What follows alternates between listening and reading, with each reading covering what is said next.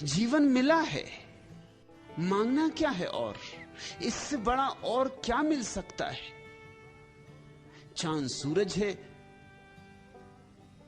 वृक्ष हैं, फूल हैं, पक्षी हैं, लोग हैं, एक सुंदर अस्तित्व है। असंभव संभव हुआ है और तुम जीवित हो, और तुम्हारे भीतर चैतन्य है। तुम्हें पता है कि तुम जीवित हो, यही चैतन्य है, यही आत्मा का सबूत है। जीवन का अनुभव कि मैं जीवित हूं, कि मैं हूं, यही आत्मा का प्रमाण है। आत्मा का अर्थ होता है चेतना के प्रति चैतन्यता। मैं चेतन हूं, ऐसा बोध आत्मा है। और क्या चाहिए? आत्मा तुम्हारे पास, और ये सारा आकाश और ये सारे चांद तारे। लेकिन हम कुछ मांग रहे, हम कुछ आस लगाए बैठे। तुम्हारी आशाएं पूरी नहीं होंगी, तुम्हारी आशाएं तुम्हें रोज रोज दीन करती जाएंगी। सुधा तू कहती है जाने क्या ढूंढती रहती हैं निगाहें मेरी। सभी की निगाहें कुछ ना कुछ ढूंढ रही, और इसलिए सभी की निगाहें खाली, कुछ भी नहीं मिला। ढूंढना बंद करो, खोजना बंद करो, आंख बंद करो, अपने में बैठो, अपने में ठहरो। खोजने में तो दौड़ जारी रहती है, दौड़ो मत। धन पाना हो तो दौड़ना पड़ता है, पद पाना हो तो दौड़ना पड़ता है, लेकिन अगर परमात्मा पाना हो तो रुकना पड़ता है, दौड़ना नहीं। तू कहती जाने क्या ढूंढती रहती हैं निगाहें मेरी, राख के ढेर में न सोला है न चिंगारी। सच है यह बात। वह राख का ढेर क्या है? वो तुम्हारी पिछली अतीत की वासनाओं का ही तो ढेर है। उसी में टटोलते रहोगे, खोजते रहोगे। अब बदलो, दिशा बदलो, अब खोजना बंद करो, अब खोना शुरू हो जाओ। अब आंख बंद करके अपने भीतर डुबकी लगाओ, और वहां जीवन की आग है जो कभी नहीं बुझती, और वहां ऐसी जीवन की चिंगारी है जो कभी राख नहीं होती। उसी चिंगारी का नाम आत्मा है। उसी चिंगारी से संबंध जुड़ गया तो परमात्मा की एक किरण से संबंध जुड़ गया, और एक किरण हाथ में आ गई तो पूरा सूरज हाथ में। फिर दूर नहीं है सूरज, मगर भीतर जाना है। तू बाहर तलाश रही, जैसे सभी लोग बाहर तलाश रहे, और बाहर कुछ भी नहीं। और एक मजे की बात याद रखना, जिसको भीतर मिल गया उसे फिर बाहर भी सब कुछ है, क्योंकि जिसको भीतर मिल गया उसके लिए बाहर और भीतर का भेद गिर जाता है। उसके लिए सभी कुछ भीतर है। चांद तारे उसके भीतर घूमते हैं, सूरज उसके भीतर उगता है, फूल उसके भीतर खिलते हैं, पक्षी उसके भीतर गीत गाते हैं। उसके भीतर विराट समा जाता है। जिसने स्वयं को जाना वो सर्व के साथ एक हो जाता है। उसके लिए बाहर और भीतर का फिर कोई भेद नहीं। बाहर और भीतर का भेद उनके लिए है जो बाहर है और जिन्होंने स्वयं को नहीं जाना है। तू कहती जिंदगी में है तो बहुत कुछ,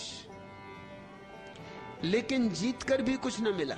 जीतकर कभी किसी को कुछ नहीं मिला।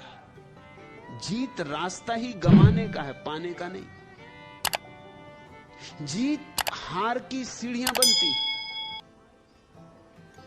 जीवन का गणित बड़ा बेबूझ, उलट बांसी है।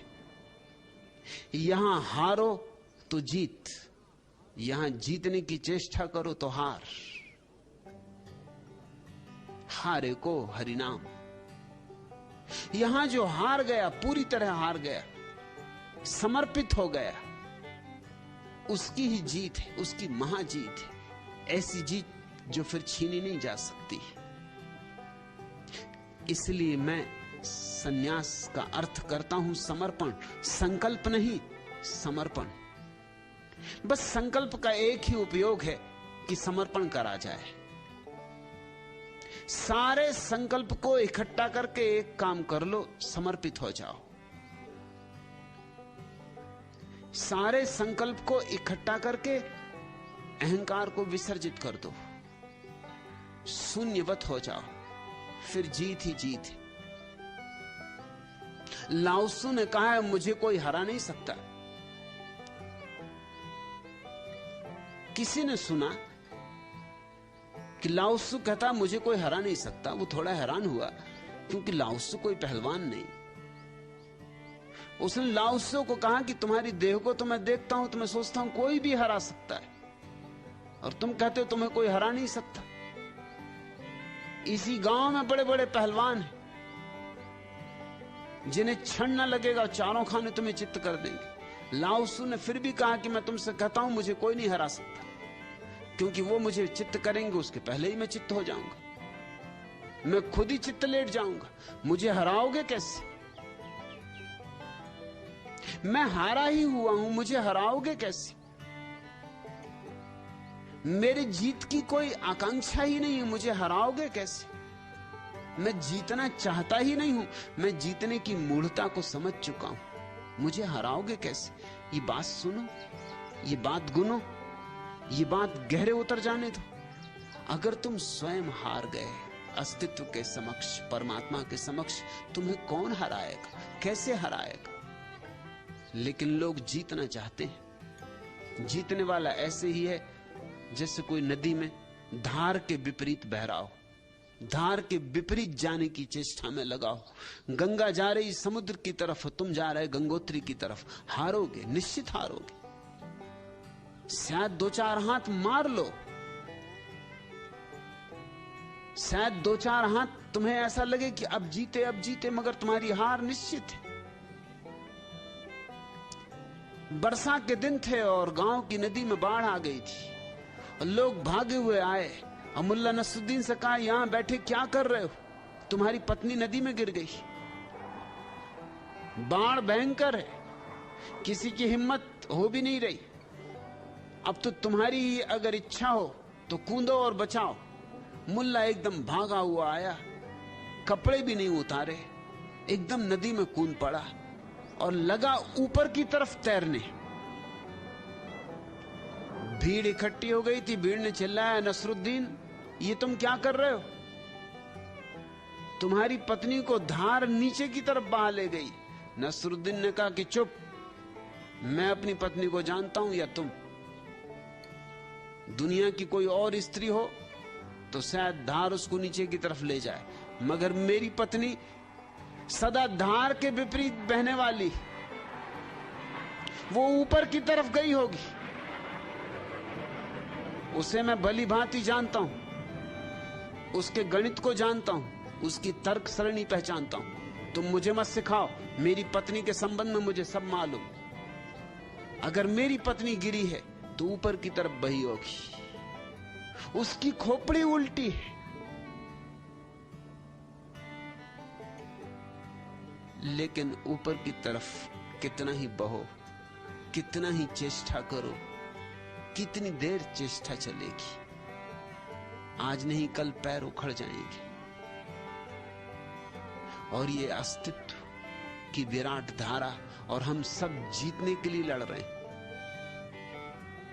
गिरते हैं एक दिन, बुरी तरह गिरते हैं, बड़े से बड़े सिकंदर भी गिरते हैं, तो सुधा तू भी गिरेगी।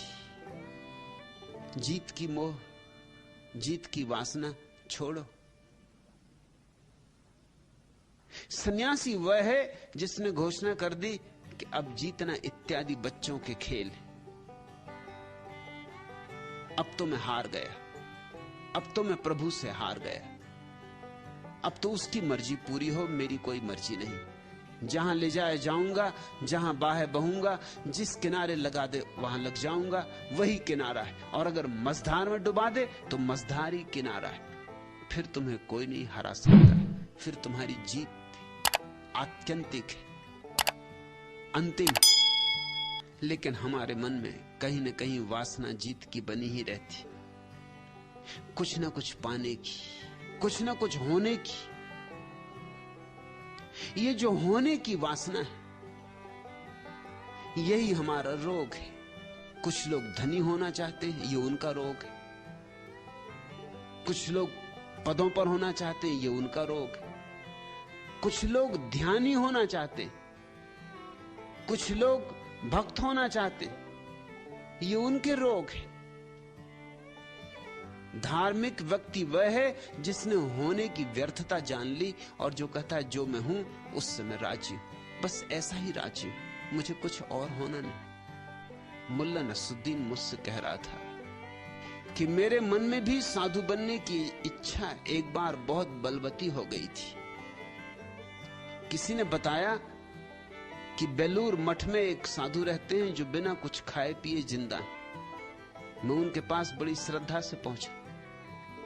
उन्हें देखकर मुझे बड़ी निराशा हुई। वह खाते पीते तो बेशक नहीं थे, लेकिन कपड़ों का मोह उन्हें बहुत था।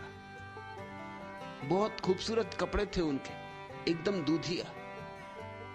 एक और खबर लगी कि अमुक गांव में एक नंग धड़ंग साधु आए हुए, तो मैं अमुक गांव गया। वह वास्तव में मस्त साधु थे। मैं उनकी सेवा में लग गया। उन्होंने मुझे बांस की खपच्चियां, फूस व सरकंडे एकत्रित करने का काम सौंप दिया। यह किस लिए प्रभु, मैंने पूछा। कुटिया बनाएंगे बच्चा, उन्होंने जवाब दिया। मैं वहां से जान छुड़ाकर भागा, पर मेरी कामना कम नहीं हुई। उत्तराखंड के बारे में मैंने बहुत कुछ पढ़ा सुना था, इसलिए एक दिन मैं गंगोत्री जा पहुंचा, जहां इत्तेफाक से एक ऐसा साधु मिला जो कुटिया में नहीं रहता था, खुले में नंग धड़ंग घूमता था। उसे चेले चपाटियों का भी मोह नहीं था, पर मैं तो उससे चिपक ही गया, हालांकि उसने मेरी कभी परवाह नहीं की थी। एक दिन वह मुझ पर खामखा प्रसन्न हो उठा, बोला, बच्चा मांगो जो मांगते हो, पर चेला नहीं बनाऊंगा। प्रभु यह बताइए कि आप इतने प्रसन्न कैसे हैं, मैंने पूछा। उसने कहा, क्योंकि मेरी कोई इच्छा नहीं है बच्चा, मैं हर पल प्रभु की सेवा में लीन रहता हूं।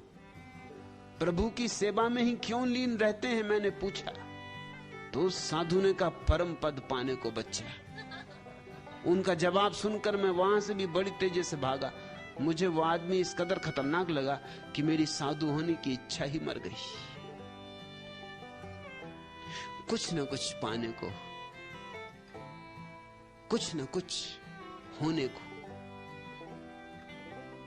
जरा सा भी अवकाश मिला कि मन खड़ा हो जाता है, कि अहंकार निर्मित होने लगता है। फिर वो इस जगत की संपदा हो या उस जगत की, इससे भेद नहीं पड़ता।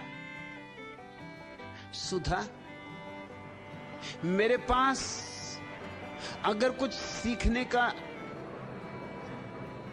राज, कोई रहस्य, अगर मेरे पास समझने की कोई कुंजी, ऐसी कुंजी जिससे सारे ताले खुल जाएं है, तो वह सीधी सादी है। होने की दौड़ छोड़ो, पाने की दौड़ छोड़ो, जो हो उसमें आनंदित हो जाओ। जैसे हो वैसे ही आनंदित हो जाओ इसी क्षण। मत लगाओ शर्तें कि तब आनंदित होऊंगा जब इतना धन मेरे पास होगा, या इतना पद मेरे पास होगा, या जब मैं मुनि होऊंगा, या जब मैं स्वर्ग पहुंचूंगा। जब तक परमात्मा के दर्शन नहीं होंगे तब तक सुखी नहीं होऊंगा। तो फिर तुम कभी सुखी होने वाले नहीं हो। बिना शर्त सुखी हो जाओ। कह दो कि मैं सुखी हूं जैसा हूं, परमात्मा तुम्हें खोजता आएगा। परमात्मा भी सुखी लोगों का साथ खोजता है। परमात्मा भी दुखी लोगों से बचता है। दुखी लोगों से कौन नहीं बचता। कहावत है, हंसो सारी दुनिया हंसती तुम्हारे साथ, रो और तुम अकेले रोते हो। नाचो और सारा अस्तित्व नाचता तुम्हारे साथ, और उदास बैठ जाओ तो तुम अकेले उदास बैठे हो। परमात्मा उनके निकट आता है जो मस्त है, जो मौज में, जो रसमग्न है। मगर रसमग्न अगर होना है तो होने की बात ही छोड़ दो।